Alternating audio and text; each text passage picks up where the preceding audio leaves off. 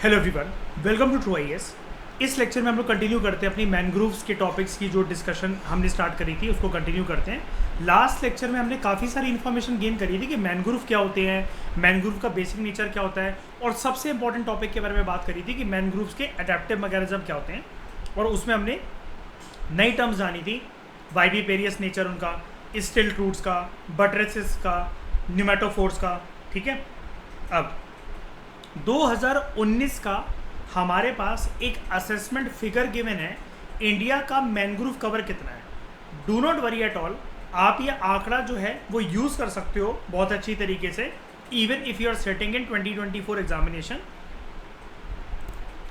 तो यहाँ पर हम लोग बात करते हैं इंडिया का मैनग्रोव कवर कितना है। 2019 के आंकड़े हमारे पास हैं, जैसा कि आपको बता रहा हूँ, आप इसको यूज़ कर सकते हो। ठीक है, 2024 के अंदर भी आपकी इन्फॉर्मेशन जो रहेगी इंटैक्ट रहेगी। कुछ भी करंट अफेयर का अपडेशन आएगा तो I let you know through environment series. अब राइटर देखो खुद कह रहा है, देखो आज मेरी वाली बात कर रहा है राइटर, कह रहा है आंकड़े इंपॉर्टेंट नहीं है, एनालिसिस इंपॉर्टेंट है।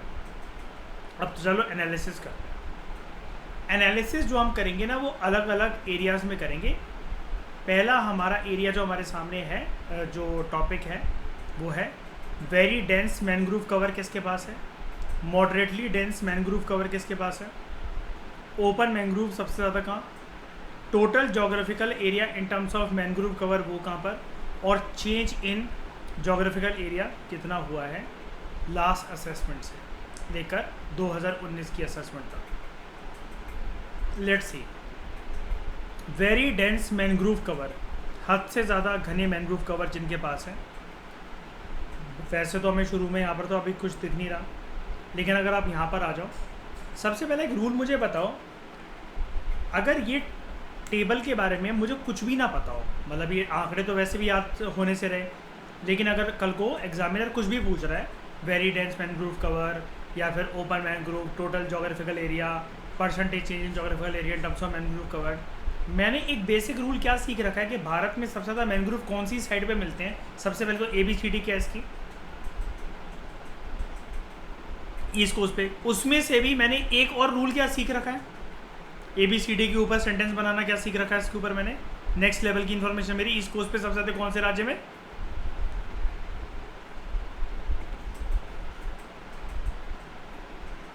हाँ अरे इसको देखो, मैं बताऊँ, अगर तुम कभी भी भूलो ना इस फैक्ट को, इसको देख लिया करो, ये सुगंधा चक्रवर्ती ये वहीं रहती है। ठीक है, बंगालन नहीं है।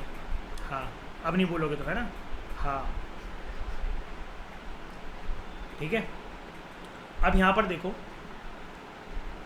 सबसे ज़्यादा आपको कहाँ देखने को मिलेगा, वेस्ट बंगाल। उसके बाद उड़ीसा, नहीं उसके बाद अंडमान एंड निकोबार आइलैंड्स, फिर आपका उड़ीसा, और फिर आपके पास है तमिलनाडु। यहाँ पर क्या अवेलेबल है, वेरी डेंस मैनग्रोव कवर। अब मुझे बात बताओ, मैं क्यों आपसे कह रहा था कि आप ये चीज़ यूज़ कर सकते हो। 2019 से लेकर 23 तक ये क्या चेंज हो गए होंगे स्टेट्स के, ये तमिलनाडु क्या 996 में पहुँच गया होगा, ऐसा तो नहीं हो सकता ना। और ये नंबर भी कुछ आसपास के नहीं है कि कोई किसी को ओवरटेक कर ले। मैं बस ये जानना चाह रहा था कि कहीं पर mangrove, very dense mangrove cover किसी के अंदर इंट्रोड्यूस हुई है कि नहीं हुई है।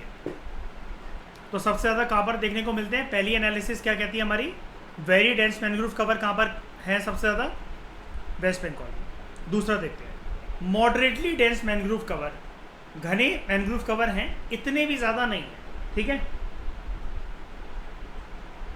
सबसे पहले सबसे ज़्यादा अगेन वेस्ट बंगाल, उसके बाद दो जगह में, पहले आंध्र प्रदेश, फिर दो जगह में टाई देखने को आपको मिलेगा, गुजरात 169 स्कोर और Andaman and Nicobar islands again 160। इसके अलावा उड़ीसा, महाराष्ट्र, तमिलनाडु, गोवा, केरला और कर्नाटका। ठीक है, अगेन यहाँ पर कौन जीता सबसे ज़्यादा, किसके पास है, वेस्ट बंगाल। फिर ओपन मैंग्रोव कवर,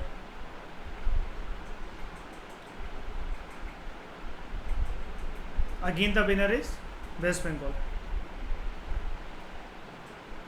अच्छा सॉरी गुजरात वो बोर्ड में दे रखा था मैं, इसलिए कंफ्यूज हो गया। 1008 गुजरात, और पॉजिटिव चेंज भी इसी में आया है सबसे ज़्यादा। अभी मैं आपको दिखाऊंगा ये एरो क्या सिग्निफाई करते हैं। यहाँ पर ये गुजरात से पीछे रह गया ओपन मैंग्रोव कवर में, तो चेंज भी इसका पिछले असेसमेंट से लेकर नेगेटिव है, और एरो भी नीचे की तरफ पॉइंट कर रहा है। फिर आंध्र प्रदेश नहीं, उससे पहले हमारे पास महाराष्ट्र है। एक सेकंड, महाराष्ट्र, आंध्र प्रदेश, नीचे आ जाओ, Orissa, Andaman and Nicobar island, Andaman and Nicobar island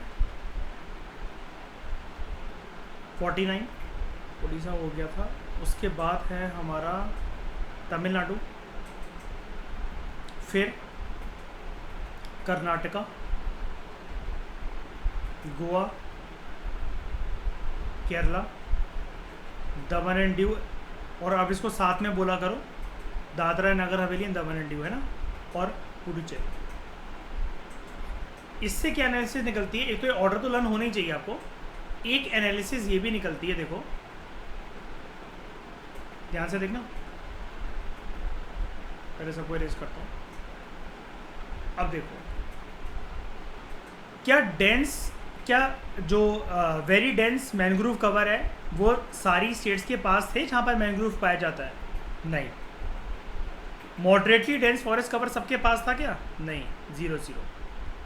लेकिन ओपन मैंग्रोव कवर, जिन राज्यों में मैंग्रोव कवर हल्का फुल्का भी मिलता है वहाँ पर ओपन मैंग्रोव कवर है, सबके पास है कुछ ना कुछ? जी हाँ है। मिनिमम से मिनिमम भी पुडुचेरी के पास है 2%। अब टोटल जोग्राफिकल एरिया इन राज्यों का कितना है with respect to mangrove cover, यानी कि अगर इतना बड़ा कोई राज्य है, इसमें से कितना एरिया के अंदर मैंग्रोव कवर है, इतने एरिया के अंदर, इतने एरिया के अंदर, इतने एरिया के अंदर, इतने एरिया के अंदर, कितना वो परसेंटेज टर्म्स ऑफ एरिया है। ठीक है,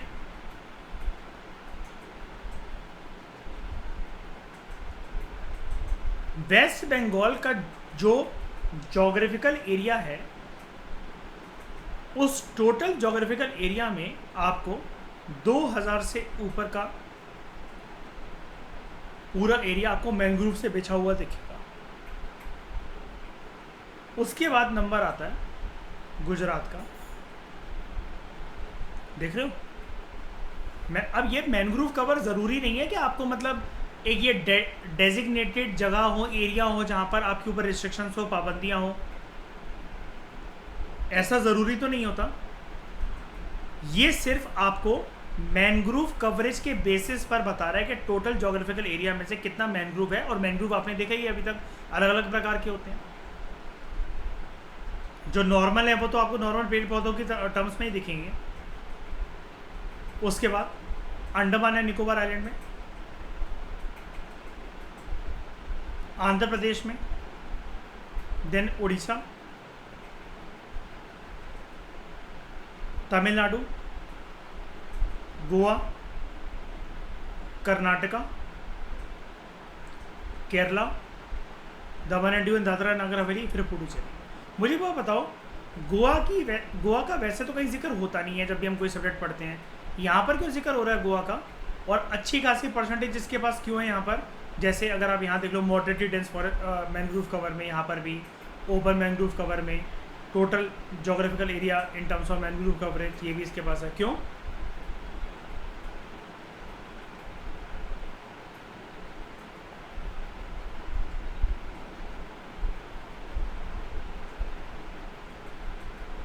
कोस्टल रीजन है इस वजह से। ठीक है, कोस्टल रीजन। लेकिन उतना क्यों नहीं है इसके पास जितना वेस्ट बंगाल के पास है या उड़ीसा के पास है मैंग्रोव कवर? क्योंकि हमारे देश में मैंग्रोव, हाँ, मैंग्रोव कवर का रूल ये कहता है ज़्यादातर हमें कहाँ देखने को मिलते हैं, ईस्ट कोस्ट पे, ठीक है। इसका रीज़न जो है ना, हम ओशनोग्राफी प्लस क्लाइमेटोलॉजी के कंसेप्ट को कंबाइन करके ज्योग्राफी में पढ़ेंगे, डोंट वरी। इसका कुछ रीज़न भी तो होता होगा ना, कैसा क्यों है ईस्टर्न कोस्ट पे ज़्यादा क्यों। बात पूरी आ जाती है अरेबियन सी के पानी के नेचर पर और बंगाल की खाड़ी के पानी के नेचर पर। उसके बाद percentage change in geographical area. Recent years में in terms of mangrove coverage geographical area किसका कैसा रहा है, सेम रहा है, बड़ा है, क्या रहा है। जिसका ये 0-0 लिख रखा है ना, यानी कि वो बिल्कुल सेम रहा, कोई चेंज नहीं आया, कोई चेंज नहीं आया, कोई चेंज नहीं आया, कोई चेंज नहीं, कोई चेंज नहीं।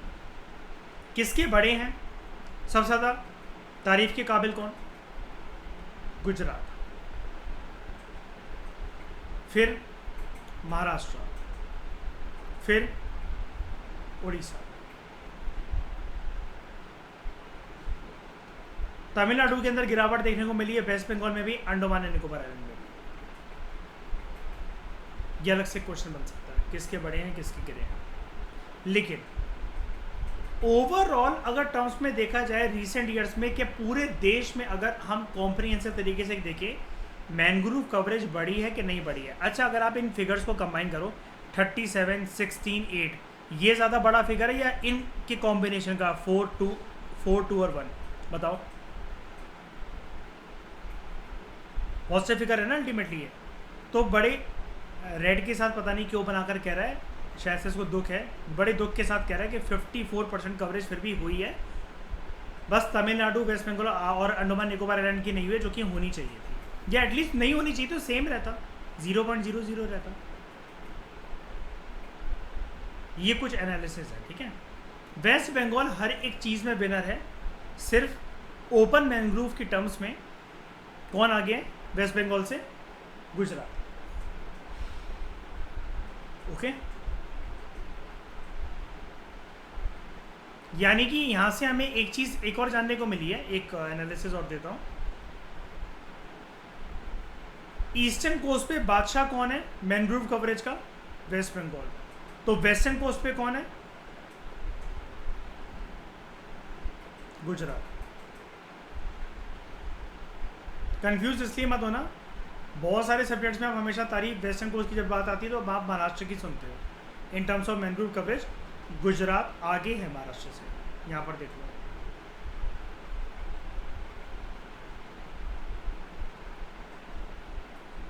हर चीज़ में गुजरात आगे है महाराष्ट्र से। ईस्टर्न कोस्ट पे अगर आप देख लो, हर चीज़ में वेस्ट बंगाल आगे उड़ीसा से।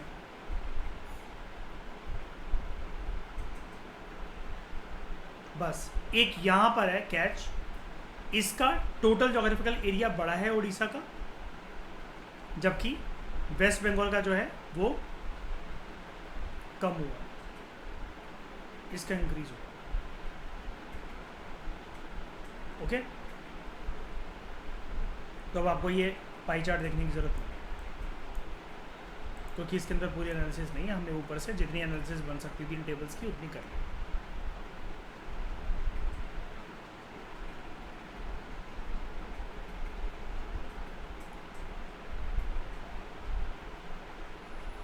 अब हम लोग बात करते हैं भारत के अंदर मैंग्रोव्स की। जैसा कि हमने जब हम एस्चुरीज़ कर रहे थे, हमने एस्चुरीज़ का बेसिक एनालिसिस करके वर्ल्ड लेवल पे देख लिया था कि एस्चुरीन इकोसिस्टम कहाँ होता है। फिर उसके बाद हम आए थे इंडियन एस्चुरीन इकोसिस्टम पर। ऐसे ही लास्ट क्लास में हमने मैंग्रोव्स के बारे में जाना, एडेप्टिव मैकेनिज्म के बारे में जाना, इंडिया स्पेसिफिक स्टेट्स की एनालिसिस जानी। अब ओवरऑल एक बारी इंडिया के अंदर मैंग्रोव्स की कंडीशंस की बात कर लेते हैं। भारत के अंदर आपको मैंग्रोव्स की कोई एक सिंगल रेंज देखने को नहीं मिलेगी। मैंग्रोव्स की रेंज जो बिछी हुई है वो स्टेट टू स्टेट और रीजन टू रीजन डिफर करता है। ये वाली बात तो मैं एक बेसिक एनालिसिस की है कि सारे मैंग्रोव्स पूरे देश में हमारे सेम तो हो नहीं सकते। कैन यू से आशिमा कि वेस्टर्न कोस्ट के जो मैनग्रोव कवर है वो बिल्कुल सेम है विद रिस्पेक्ट टू या फिर on similar standards with the eastern coast of mangrove forest cover. नहीं हो सकता ऐसा, है ना। इंडिया में क्योंकि हर चीज़ में डाइवर्सिटी है तो यहाँ पर भी है। उसके बाद in size mangrove range from, Bharat की बात हो रही है, भारत के अंदर मैनग्रोव्स के साइजेस की बात हो रही है। It ranges from bushy stands of dwarf mangroves, बोने बोने पेड़ भी देखने को मिलते हैं हमें मैनग्रोव वेजिटेशन के, जो कि गल्फ ऑफ कच्छ में, रन ऑफ कच्छ में। वेयर इज दिस, कौन सा रीजन में इसको कहूँ, वेस्टर्न कोस्ट। इन कहाँ पर प्रॉपरली तरीके से, गुजरात। और बड़े बड़े सुंदर बड़े बड़े मैनग्रोव फॉरेस्ट कवर भी सुंदरबंस के अंदर। सुंदरबंस को मैं कहाँ कहूँ, वेस्ट बंगाल।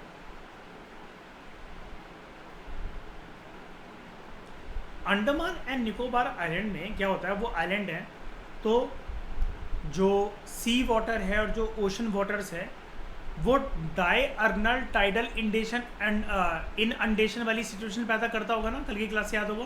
मतलब कुल मिलाकर अगर मैं इस कॉम्प्लिकेटेड शब्द को हटाऊँ, पानी का बहाव बार बार इस आइलैंड से, नंबर ऑफ आइलैंड से टकराता होगा ना, ग्रुप ऑफ आइलैंड से, आर्किपेलागो से, है ना।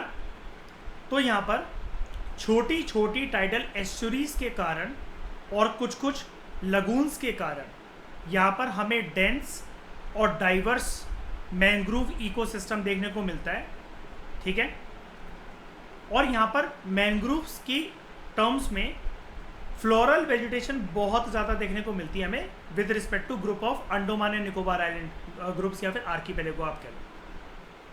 ये पॉइंट स्पेसिफिक करके ऐसा आपको मेंशन करके क्यों दे रहा है, क्योंकि लक्षद्वीप में ऐसा कुछ नहीं होता।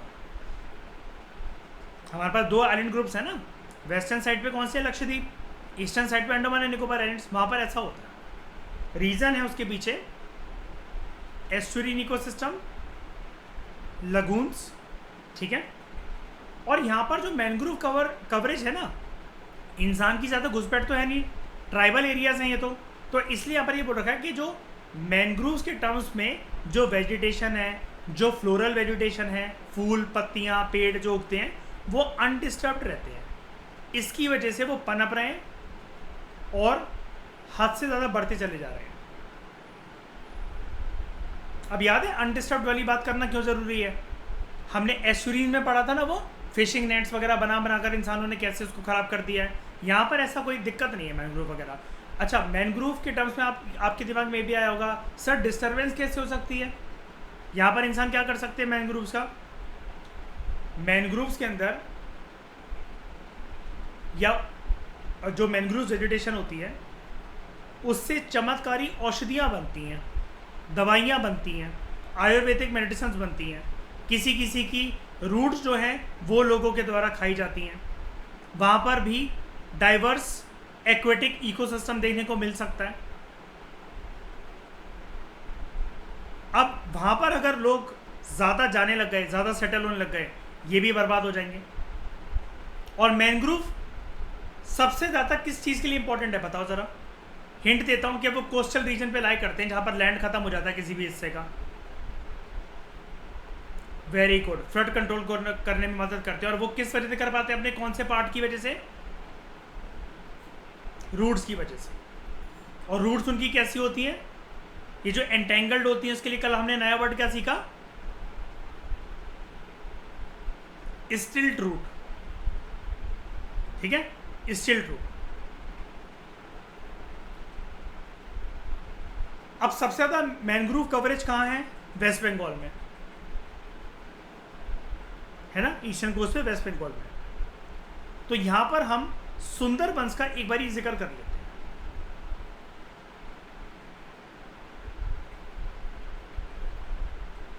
सुंदरबंस को अपना नाम ही जो मिला है ना, वो एक मैनग्रोव ट्री से मिला है, सुंदरी मैनग्रोव ट्री। पहले हम सुंदरबंस की तरफ एक बार चलते हैं।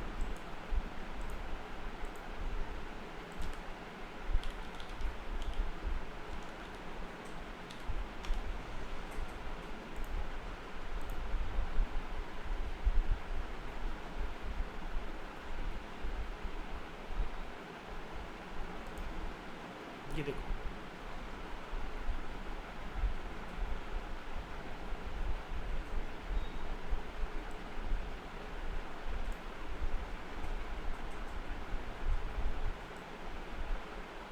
ठीक है, ये है मैनग्रोव कवर इधर का, रियल इमेज है वेस्ट बंगाल के सुंदरबन रीजन की। जो मैनग्रोव्स है सुंदरबन के, they are the largest single block of tidal halophytic mangroves of the world. मतलब पानी के अंदर, टाइडल मतलब वही पानी, यहाँ पर कोई टाइड्स का वैसा कोई बहाव वो नहीं, हर जगह के मैनग्रोव ऑब्वियसली बात है टाइडल एक्शन को तो फेस करते ही करते हैं, पानी है क्योंकि वहाँ पर, ठीक है।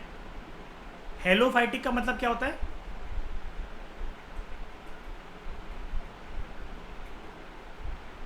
कल मैंने आपको इसके बारे में बताया था, ये देखो, हाँ हाँ सही बोल रहे हो। जो सैलिनिटी को और सैलिनिटी को, नमक को बर्दाश्त कर सके, खारे पानी को, उसको कहते हैं हम लोग हेलोफाइटिक नेचर के प्लांट्स। ये एक ही जगह पर सबसे ज़्यादा सॉल्ट टॉलरेंट मैनग्रोव्स मिलने वाली वेजिटेशन की कवर सुंदरबंस के पास है। ऐसा क्यों लिखा है इन्होंने, largest single block of tidal halophytic mangroves of the world? क्योंकि हर जगह के जो मैनग्रोव्स हैं, क्या वो हेलोफाइटिक नेचर से मुशक्कत करके जी रहे हैं? बताओ, हर जगह का पानी खा रहा है क्या जहाँ पर मैनग्रोव कवर है? फ्रेश वाटर के अंदर मैनग्रोव्स नहीं हो सकते? बिल्कुल हो सकते हैं, बिल्कुल हो सकते हैं। ऐसा क्या रूल है आज के समय में कि जो नहीं हो सकता, या कुदरत में ऐसा क्या, कौन सा रूल होता है कि ये काम नहीं हो सकता? बिल्कुल होते हैं, ठीक है। सुंदरबंस के प्रॉपर मैनग्रोव्स की तरफ चलते हैं, और यहाँ पर ना आपको बड़े सारे ऐसे नज़ारे देखने को मिलेंगे।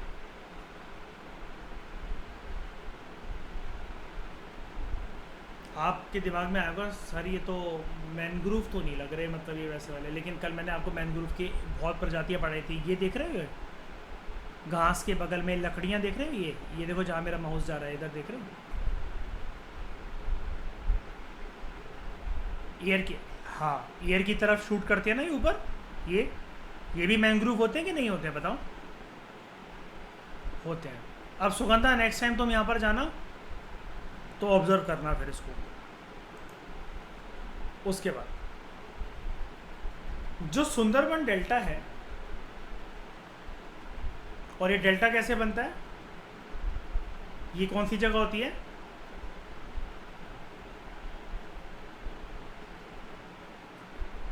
शाबाश, रिवर माउथ। ये स्प्रेड है ओवर इंडिया एंड बांग्लादेश। यहाँ पर कौन सी स्पीशीज आपको देखने को मिलती है?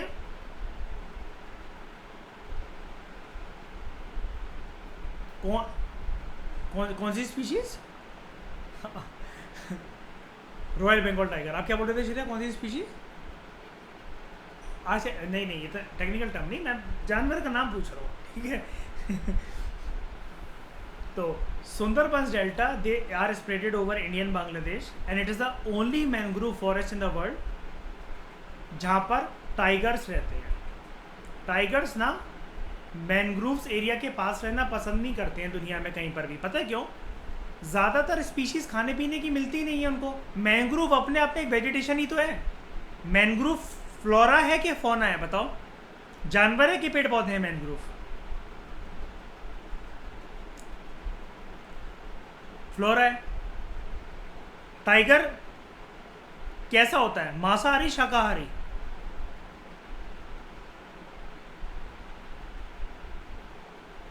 मांसाहारी होता है, शाकाहारी होता है? अब मुझे वो बताओ, यहां पर जितनी इकोसिस्टम के अंदर जो एक्वेटिक लाइफ है वो तो पानी के नीचे है ना श्रेया? मैनग्रोव के पास जो पानी है। टाइगर शिकार करने के लिए नदी के किनारे जाता है हमेशा, ये टाइगर की पहचान होती है। दुनिया के ज्यादातर टाइगर नदी के किनारे शिकार करते हैं अपना। टाइगर किलिंग कहां करता है ज्यादातर, लैंड के ऊपर या पानी के अंदर? और मगरमच्छ से जीत लेगा टाइगर?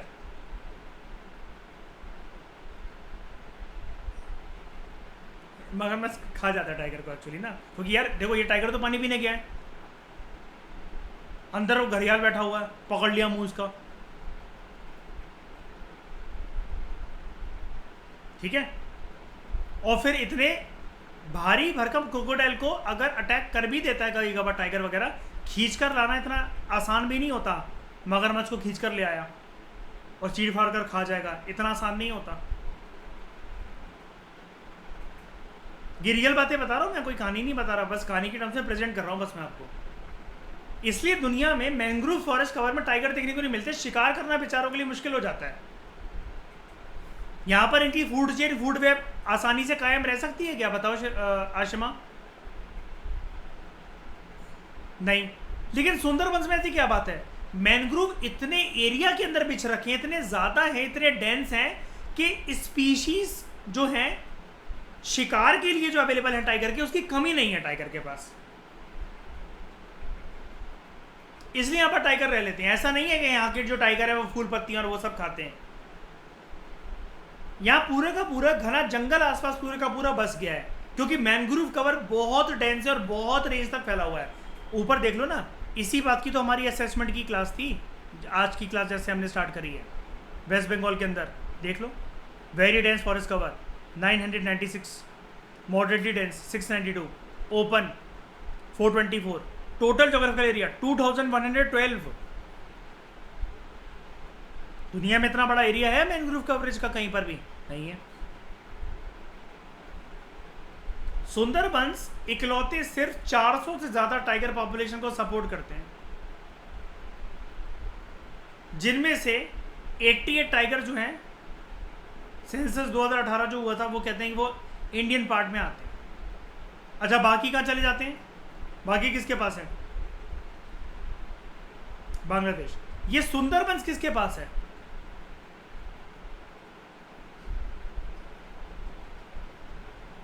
तो ये क्यों लिखा हुआ है फिर ये श्रेया कि इंडिया और बांग्लादेश में स्प्रेडेड है?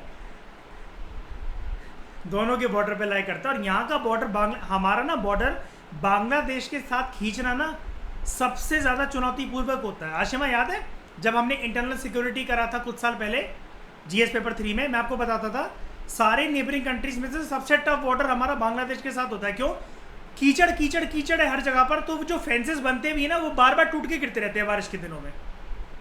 अब वहां पर इलेक्ट्रिक करंट भी पास नहीं करा जा सकता, सिपाही चिपक जाएंगे और नीचे की जो एक्वेटिक लाइफ है वो मर जाएगी पूरी की पूरी। बहुत मुश्किल होता है बांग्लादेश के साथ बॉर्डर बनाना। क्यों?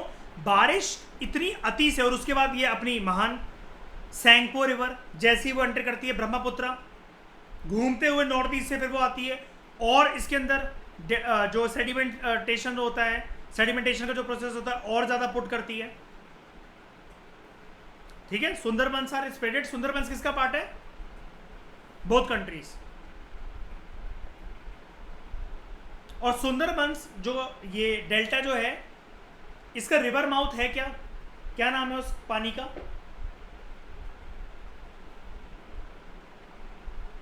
बे ऑफ बंगाल। ये सोच रहे तुम हैं? नहीं, हमारे बाथरूम में आके गिरता श्रेया। बे ऑफ बंगाल यार। उसके बाद major fauna of Sundarbans include, fauna मतलब एनिमल स्पीशीज, ठीक है।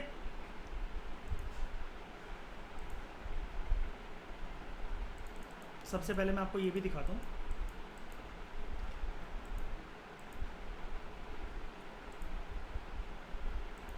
सुंदरबंस का मैप देख लो। ये सब क्या आ रहा है अगल बगल से? ये सब क्या है? ये क्या है? ये सब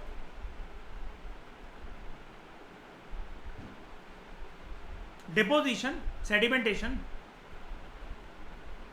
ये फर्टाइल लैंड्स हैं,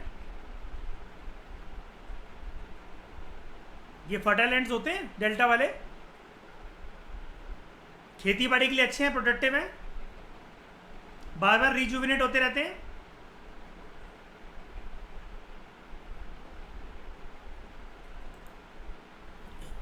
और ये देखो टाइगर किसके ऊपर बैठा हुआ है? नीचे देखो, टाइगर के ऊपर फोकस मत करो, किसके ऊपर बैठा हुआ है? मैनग्रूव्स क्या एरियल रूट्स ये हाँ मतलब वही मैनग्रूव्स एक तरीके से मैनग्रूव के ऊपर बैठा हुआ है यहाँ पर। अब बताओ यहाँ पर जनरली सबसे ज़्यादा आपको टाइगर पॉपुलेशन पूरी दुनिया के अंदर मिल जाएगी जो कि किसी मैनग्रोव के अंदर नहीं मिलती है। लेकिन टाइगर के शिकार करने का नेचर ये फोटो नंबर 1 फोटो नंबर 2 यही होता है क्या, और फोटो नंबर 3 ऐसे ही करता है टाइगर हमेशा शिकार, इसलिए पैदा होता है। यहाँ क्रोकोडाइल छुपकर बैठा हो क्या कर लेगा टाइगर?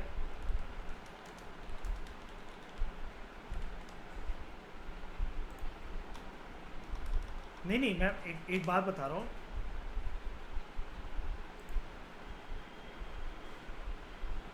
ये क्या कर लेगा इसका, कितना कितना उठा पा रहा है इसको, वीडियो देखना कभी इसकी। और जब ये तो चलो अभी इसको पकड़ रहा है और क्रोकोडाइल पकड़ लेगा इसको अभी तो, और ये पानी पीने गया अगर ये हरकतें होने लग गई, रोज टाइगर जाएगा और पानी पीने के लिए जा रहा है वहां पर सिर्फ, ठीक है। मतलब ये सर्वाइवल टेंडेंसीज को भी आपको एनिमल्स की समझना पड़ेगा इन सब चीज़ों के आंसर देने के लिए। यूपीएससी को कि अब इन हरकतों पे उतर आएगा, ठीक है। हाँ तो हम बात कर रहे थे यहाँ पर क्या क्या मिलता है। सबसे पहले royal Bengal tiger, royal Bengal tiger, अरे यार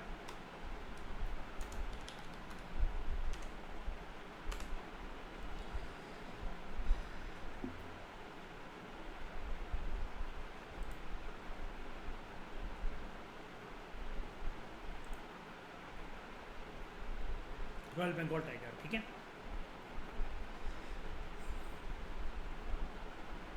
इसके बारे में हाँ एक बात ये है यहाँ पर लिखी हुई है, ये एंडेंजर्ड है।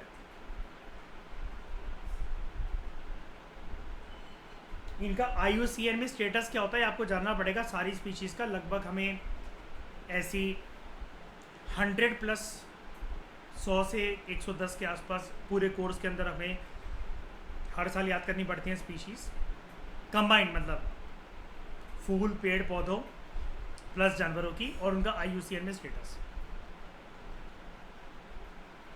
रेड लिस्ट जो निकलती है IUCN की, ठीक है। रॉयल बंगाल टाइगर का एंडेंजर्ड वो है स्टेटस। अब क्रोकोडाइल मत बोलना सिर्फ, यहाँ पर आपको प्रॉपर पता होना चाहिए सॉल्ट वाटर क्रोकोडाइल। क्रोकोडाइल भी अलग अलग प्रकार के होते हैं, घड़ियाल क्रोकोडाइल से अलग होता है, चंबल में कौन सा क्या मिलता है, ये सारी बातें आपको पता होनी चाहिए। This is salt water crocodile and सौगंधा। आपको अभी यहाँ पर सौगंधा चली गई, सौगंधा सुंदरबंस गई थी तो उसने मुझे फोटोज भेजी थी, कुछ ऐसे ही क्रोकोडाइल वहाँ पर पड़े रहते हैं। This is salt water crocodile, ठीक है। उसके बाद इसका जो है स्टेटस है, LC का मतलब होता है लीस्ट कंसर्न, EN का मतलब होता है एंडेंजर्ड, LC है लीस्ट कंसर्न।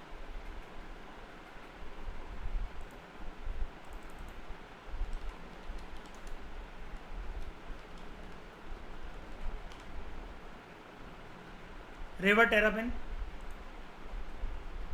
ये बहुत ज़्यादा अति की मात्रा में कछुए मिलते हैं आपको ये।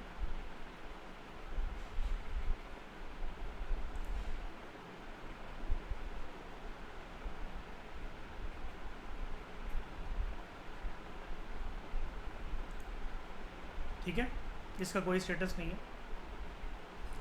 ऑलिव रिडले टर्टल बहुत बार न्यूज़ में आता है, ये उड़ीसा की कोस्ट पर, इनका स्टेटस है वल्नरेबल।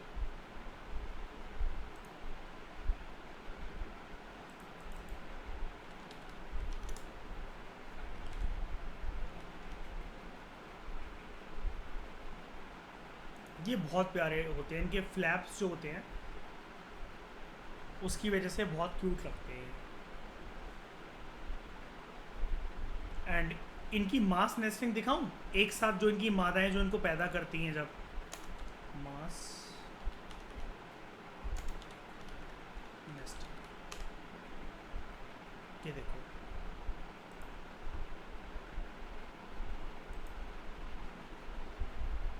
इस टाइम पर रिस्ट्रिक्शंस बहुत ज़्यादा स्ट्रिंजेंट फॉर्म में लगा दी जाती हैं गाहिर माथा बीच पर। अगर आप यहाँ गए ज़बरदस्ती और अगर आपने यहाँ पर कुछ भी करा, फॉरेस्ट ऑफिसर्स, बीच ऑफिसर्स को अथॉरिटी होती, गोली मार देंगे आपको। ये इस टाइम पर अपने अंडे से रही होती हैं फीमेल ऑलिव रेडेड टर्टल्स, और फिर अंडे सेने के बाद ये प्रॉपर जो भी इनका पूरा प्रोसेस होता है, बच्चे पैदा हो गए, धीरे धीरे करके वो समुद्र तक गए, उसके बाद जाकर, ताकि इंसान इनको एकदम से पकड़ पकड़ के व्यापार वगैरह खाना पीना उसके लिए ना करने, ये सब इनके लिए पूरा का पूरा ये बीच जो है वो रिजर्व कर दिया जाता है उस टाइम पर।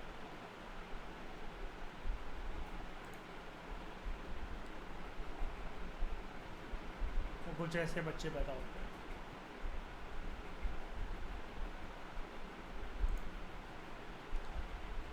वल्नरेबल गैंजेस रिवर डॉल्फिन या गेंजेटिक डॉल्फिन।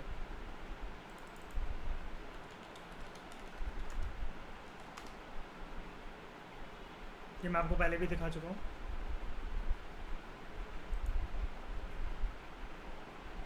ये क्या है हमारे देश का?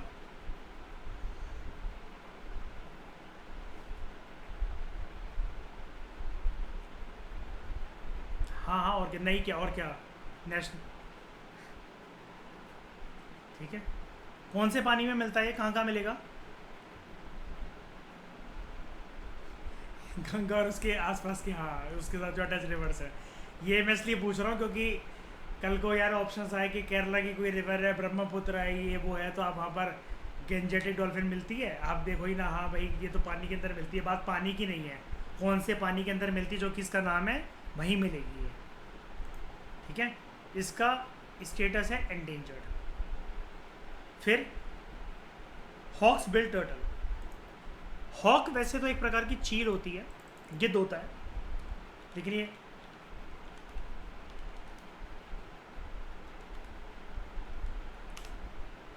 हॉक्स बिल टर्टल क्या है?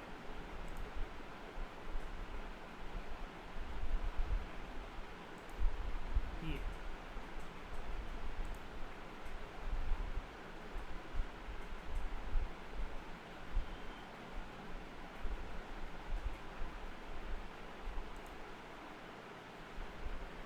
उसके बाद मैनग्रूव हॉर्स शू क्रैब।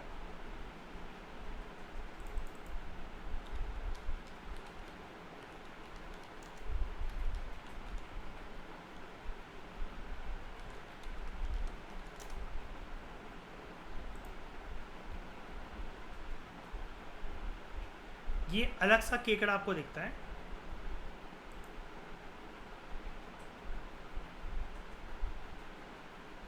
जब इसके बच्चे होते हैं तो ये बहुत छोटी फॉर्मेट के अंदर होता है, लाइक ये। एंड सिक्के से इसको कंपेयर अगर आप करोगे तो ये देखो, बड़े होते होते इतना बड़ा हो जाता है।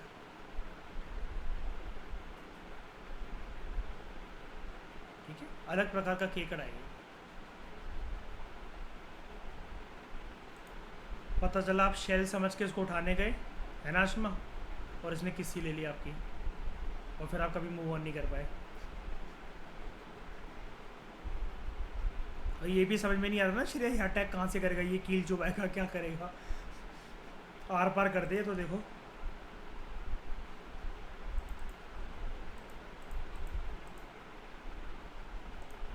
ठीक है, उसके बाद जो इकोनॉमिक ज्योग्राफी है इस एरिया की, वो टोटली डिपेंडेंट होती है टाइडल इफेक्ट पे। किस प्रकार की क्या चीज़ें देखने को मिलेंगी, पानी का बहाव कितना है, वो टिकाएगा या उड़ाकर ले जाएगा या बर्बादी लेकर आएगा या स्टेबिलिटी लेकर आएगा, उसके ऊपर डिपेंड करता है। इस पॉइंट को कैसे जस्टिफाई करेंगे? टाइडल इफेक्ट होता है अंडमान निकोबार आइलैंड्स में, लेकिन इतना ज़्यादा भी नहीं होता है, जिसकी वजह से वहाँ पर जो मैनग्रोव कवर है वो अनडिस्टर्ब्ड रहता है। मैंने आपको ऊपर बताया भी ये वाली चीज़। यहाँ पर क्योंकि छोटी छोटी टाइडल एस्चुरीज आती हैं, लगून्स बनते हैं, जो कि डेंस और डाइवर्स अनडिस्टर्ब मैंग्रोव फ्लोरा को सपोर्ट करते हैं हर जगह पर। लेकिन मैंग्रोव की जड़ें इतनी मजबूत होती ही हैं और वो टिका पाएंगे ही अपने आप को, ऐसा ज़रूरी नहीं होता। अगर ऐसा होता तो जितने घने सुंदरबंस या west eastern coast of India पे मैंग्रोव वेजिटेशन हमें देखने को मिलती है, मैंग्रोव फॉरेस्ट कवर देखने को मिलता है, उतना फिर या उससे ज़्यादा फिर हमें वेस्टर्न कोस्ट पे भी देखने को मिलता, लेकिन ऐसा नहीं है। तो डेफिनेट सी बात है, इसके पीछे एक फैक्टर ये है कि टाइडल इफेक्ट बहुत एक इम्पॉर्टेंट फैक्टर है। आप कहोगे बाकी चीज़ें भी तो इम्पोर्टेंट होती होंगी, आप बाकी चीज़ों को दोष नहीं दे सकते। इसलिए नहीं दे सकते क्योंकि मैंग्रोव ने अपनी तारीफ हमसे लास्ट लेक्चर के अंदर ही कर दी थी। क्या ऑक्सीजन नहीं भी तो तब भी सर्वाइव कर जाएंगे, खारे से खारा पानी हो तब भी सर्वाइव कर जाएंगे, और डायरनल टाइडल अंडेशन हो तब भी सर्वाइव कर लेंगे। लेकिन अब ये वाली चीज़ एक लिमिट तक होनी चाहिए।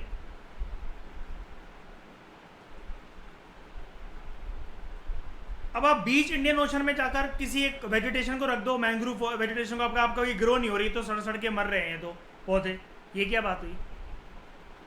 उनको टिकने के लिए एक नीचे लैंड भी तो चाहिए ना, जड़ें वो कहीं ना कहीं तक तो पहुंचाएंगे ना। फॉरेस्ट है भाई, फॉरेस्ट कोई तैरते तो है नहीं कभी भी, जड़ें कहीं तो तैराएंगे वो अपनी, वो जमाएंगे अपनी। मैंने कल आपको प्रॉप रूट्स के बारे में बता ही दिया था।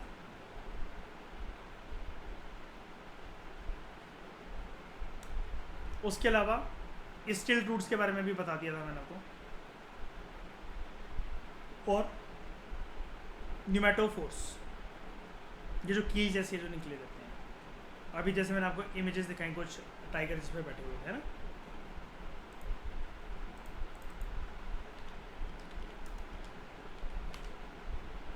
क्रॉप रूट्स छोटे पेड़ों में ऐसे,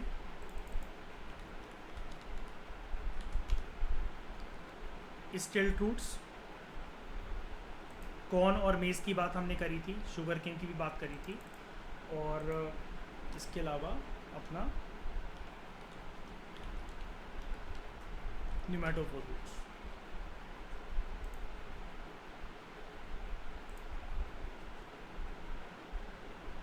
ये ठीक है।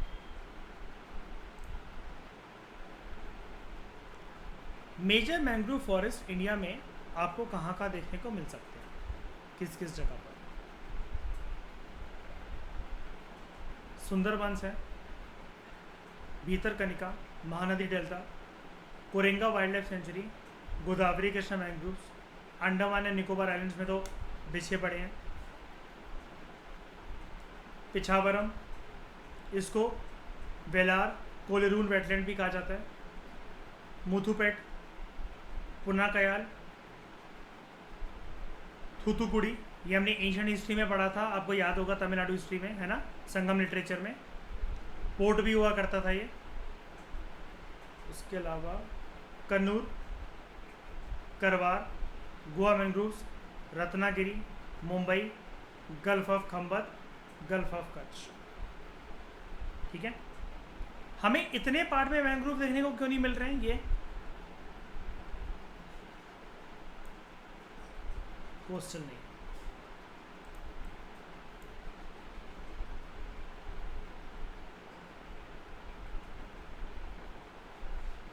इनमें से सबसे ज़्यादा डाइवर्स वेजिटेशन कहाँ पर देखने को आपको मिलेगी, जितने मैंग्रोव्स के हमने नाम लिए? नहीं, कहाँ पर, इनमें से कहाँ पर? सुंदरबंस में, ठीक है। और ईस्टर्न साइड पे कहाँ देखने को मिलेगी? ये वेस्टर्न साइड पे,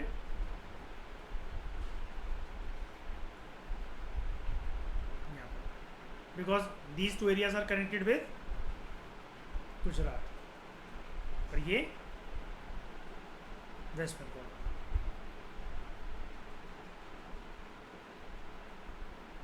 मैंग्रोव एरिया को एक जो खतरा सहन करने को मिल रहा है इंडिया में, वो ये है, mangrove areas are being cleared for agricultural use. ऐसा क्यों? सिर्फ सुंदरबंस की अगर बात कर लो, डेल्टाइक रीजन, एक तो फ्रेश एलुवियल डिपॉजिट्स वहाँ पर आते हैं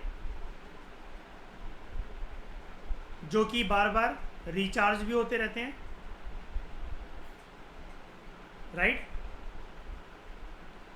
और ऐसे जो लैंड होते हैं वो किसके लिए अच्छे होते हैं? खेती बाड़ी के लिए।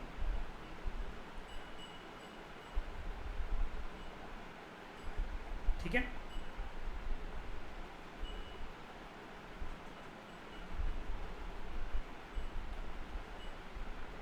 यूएन की एक रिपोर्ट ने एक बात कही थी, बंगाल, रॉयल बंगाल जो टाइगर्स हैं, they may not survive climate change. ये रिपोर्ट का मुद्दा क्या भी मैं बता देता हूँ, नीचे आपको इतनी कॉम्प्रिहेंसिव अंडरस्टैंडिंग नहीं मिलेगी इस रिपोर्ट से। थोड़ा सा इन्होंने कोई करंट अफेयर आ रखा होगा, उसको निकाल कर 3 पॉइंट डाल दिए यहाँ पर, हमारे किसी काम के नहीं है, लेकिन फिर भी मान लो एक रिपोर्ट है, बस कोट कर सकते हैं इसको कहीं ना कहीं। क्लाइमेट चेंज जो हो रहा है वो एक चुनौती है मैनग्रोव के लिए, समझ में आ गया? अब इस पॉइंट और इस पॉइंट को कनेक्ट कर दो आप, मतलब ये जो है पर्यावरण के सामने एक चुनौती है, और इंसान जो हैं वो एडिशनल चुनौती ये पैदा कर रहे हैं टाइगर के सर्वाइवल के लिए। Mangrove areas are being cleared. अब अगर वो एग्रीकल्चर यूज़ के लिए कभी भी कोई भी जगह क्लियर होती है, आपको पता है ना इसकी वजह से कौन सा फिनोमेना पैदा होता है?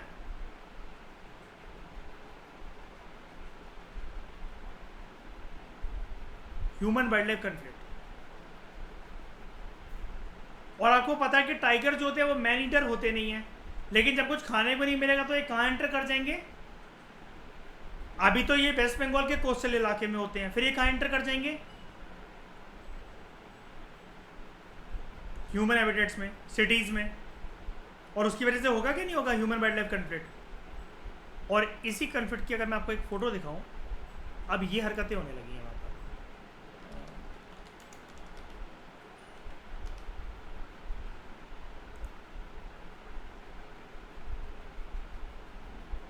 ये देखो, ये आरोपी हैं।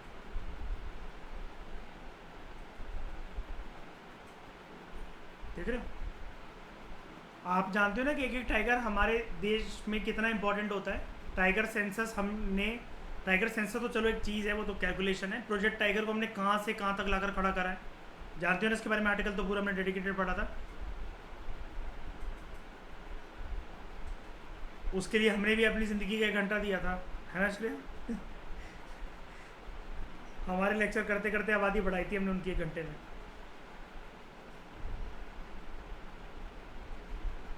ठीक है, ये एक नई चुनौती है।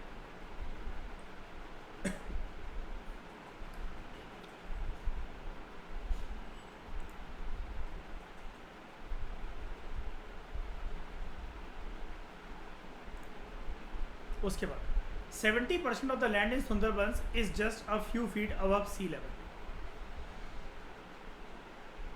ठीक है, यूएन की रिपोर्ट का ये सब कहना था। क्या इस पहले वाले पॉइंट से यूएन की रिपोर्ट क्या कहना चाह रही है? एकदम से रैंडम फैक्ट क्या है ये? 70% जो ज़मीन का हिस्सा है सुंदरबंस के अंदर, वो जस्ट सी लेवल से थोड़ा सा ऊपर है। ये क्या शो कर रहा है? ये रिपोर्ट का क्या कहना चाह रहा है ये वाला पॉइंट? वेरी गुड, शाबाश। किसी भी वक्त इनंडेशन हो सकती है। जैसे कौन सा पॉइंट डूब गया इंडिया का? इंदिरा पॉइंट। हमें उसको वापस लाना चाहिए ना? अरे अब तुम लोग चालाक हो गए हो वैसे, पता है। अब मैं ट्रैप कर नहीं पाता ज़्यादा तुम्हें। श्रेया समझ गई, अगर अभी कुछ बोला अब गालियाँ पड़ेगी किसी को भी, हंस दो, उससे बढ़िया। ठीक है, कैसे वापस लाओगे? क्या मग्गे भर भर के पानी डालोगे? हैं, और फेंकोगे कहाँ? उसके बाद 2010 में एक स्टडी जो थी वो WWF ने करी थी, लड़ने वाला नहीं, ये एक बॉडी है इन्वायरमेंट से connected, World Wide Fund for Nature, जिसने ये एक अनुमान लगाया था that a sea level rise of 11 inches, अगर सिर्फ 11 इंच अगर समुद्र का पानी अगर बढ़ गया, it could reduce the number of tigers in the Sundarbans by 96%। देख रहे हो इकोनॉमी का डिमांड सप्लाई कैसे वर्क कर रहा है? 11 इंच पानी बढ़ना 95% लगभग टाइगर की संख्या लुप्त हो जाना आने वाले कुछ ही दशकों में। उसके बाद वही मैंने जो अभी पॉइंट आपको बताया, ह्यूमन एनिमल कन्फ्लिक्ट। एक मैं तुम्हें छोटी छोटी हैबिट्स में तुम्हें सिखाता रहता हूँ, जैसे एक हैबिट ये और सीख लो, ये ना मैन वर्ड यूज़ मत करा करो। ये मैन वेमेन बोलना छोड़ दो अपने पेपर के अंदर, ठीक है? ह्यूमन बोलो। और कभी भी अगर लिखना हो, मैंने आपको तरीके बताता रहता हूँ, शी ही ऐसे करके लिखो। कभी भी ऐसे की स्टार्टिंग करना हो तो उसमें सबसे पहले फीमेल्स का जिक्र करो, उसके बाद लिखो फीमेल्स एंड मेल्स। आपको लगता होगा ये क्या कैजुअल सी बात है, ये आंसर राइटिंग कैजुअल नहीं होती मेल्स के अंदर। आपकी आदतें, आपकी हरकतें भी चेक होती हैं, पता है? आपका सिर्फ एक गलत सोशियोलॉजी के अंदर जो आंसर्स होते हैं वो ऐसे होते हैं, हमें फंसाते हैं कि हमारे अंदर से धर्म की भावना, नफरत भरी भावना, मुसलमानों के बारे में हिंदू क्या सोचते हैं, हिंदू जो हैं वो सरदारों के बारे में क्या सोचते हैं, सरदार हिंदू के बारे में क्या सोच रहे हैं, ये सारी भावना प्रवोक हों। यूपीएससी का मेंस का जीएस पेपर 1 ऐसी कोशिश करता है, और पहला मेंस का पेपर इसलिए वही होता है। आपको क्या लगता है कि एकदम से किसी के मार्क्स एकदम से कम हो जाते हैं? एक क्वेश्चन की वजह से वो बाकी सारे मार्क्स अपने खो देता है।